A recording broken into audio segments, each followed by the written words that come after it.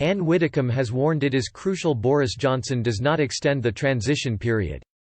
The former Conservative MP and ex-Brexit Party MEP said pushing back the end of 2020 deadline for the UK and the EU to agree a post-Brexit free trade deal would create more uncertainty during the coronavirus crisis.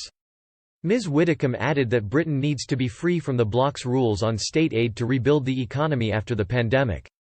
The former minister told Express, "I think it is crucial that we do not extend it. First of all, when this coronavirus crisis is over, we are going to have to rebuild the economy and we are going to need to be able to give such support as the government sees fit to our own industries. We cannot do that under EU rules, state aid is specifically prohibited. It is absolutely crucial that we are out as soon as possible so that we can give state aid to our own industries. The second reason is it's only prolonging the uncertainty, and at this time of all times we need certainty.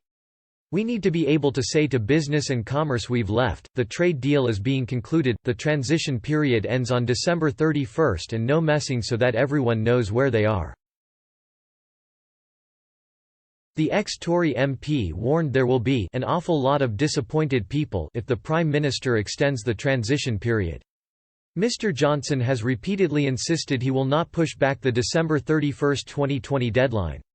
Ms Widdecombe said, "I sincerely hope he won't ask for an extension. If he does, there's going to be an awful lot of disappointed people. So far he is saying all the right things, but there is always a difference between saying and doing, and we won't really know until the end of June, which is the deadline for asking for an extension, whether he is going to do what he says he is going to do." On what could be a major stumbling block in trade talks between Britain and Brussels, Ms Widdecombe said, "Fishing is obviously one, and again for our own fishing industry's sake it is crucial we bring this to a conclusion by December 31 because uncertainty is killing that industry, as is the enormous impact of the EU just being able to fish in our waters. We do need to take back control of our own waters and to decide who can fish where and to what extent. That's got to be our decision in the future, not theirs. That's vitally important." The former Brexit Party MEP also said there will be more pressure on Brussels after trade talks between the UK and the US kicked off this week.